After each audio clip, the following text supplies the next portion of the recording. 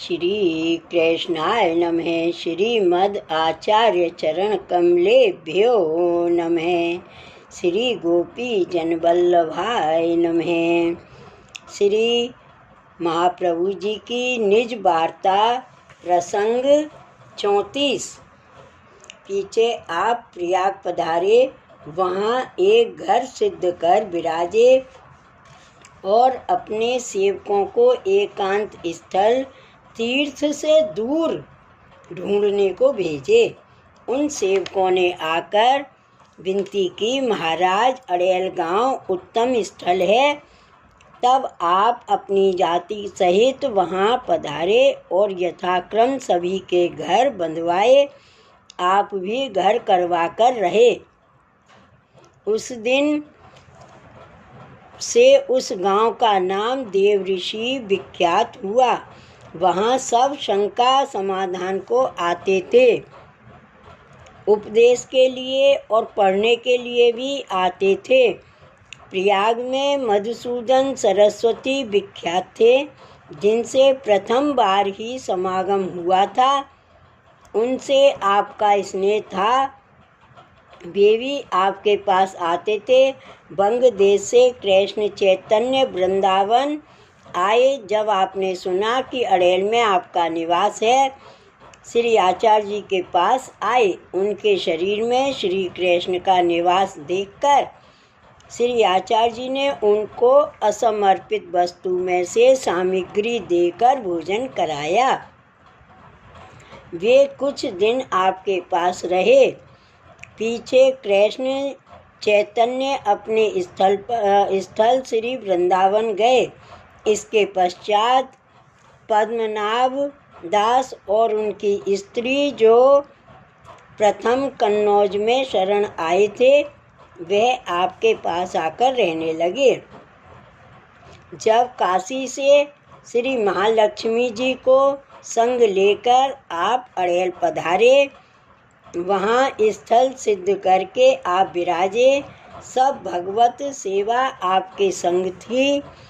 उनकी सेवा तो आप करते ही थे। उसमें श्री मदन मोहन जी तो आपके बड़े ठाकुर थे।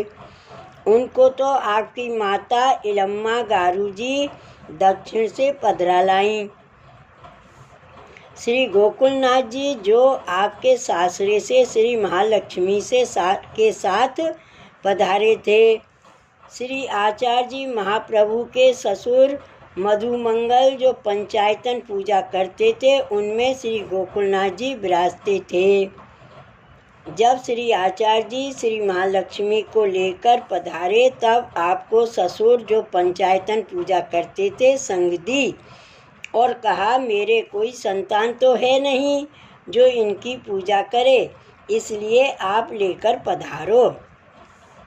अब हम वृद्ध हो गए हैं, हमसे सेवा नहीं बनती है।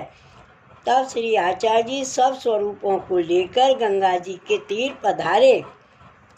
4 स्वरूप महादेव, सूर्य, भवानी, गणेश, इनको तो आपने गंगा जी में पधराए।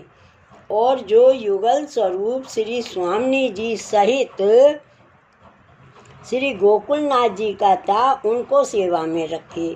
जब उन चारों को श्री गंगा जी में पधराए, तब वे चारों स्वरूप बोले कि जब आप ही हमको नहीं मानोगे, तब जगत में हमको कौन मानेगा और हमारी पूजा कौन करेगा।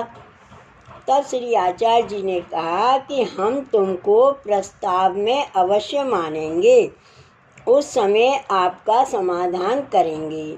तब वे बहुत प्रसन्न हुए। आचे श्री आचार्य जी ने जो श्री गोकुलनाथ जी का स्वरूप था, उनका नाम श्री गोवर्धन नाथ जी रखा, क्योंकि श्री गोकुलनाथ जी के एक श्रीहस्त में गोवर्धन है तथा एक श्रीहस्त में शंख है। शंख को इसलिए धारण किया है, वह जल का आदि दैविक है। दो और श्रीहस्त से वेणुनाद कर रहे हैं। उस वेणुनाद को करके ब्रज भक्तों को आनंद देते हैं। इस भांति से श्री गोकुलनाथ जी का स्वरूप है। ऐसी रीत से श्री आचार्य जी महाप्रभु अड़ेल में वास करके सेवा करते। जो भगवदीय सेवक थे उनको सुख देते। श्री वल्लभाधीश की जय। श्री गोवर्धन नाथ की जय। जय जय श्री गोखलेश, जय जय श्री गोखलेश।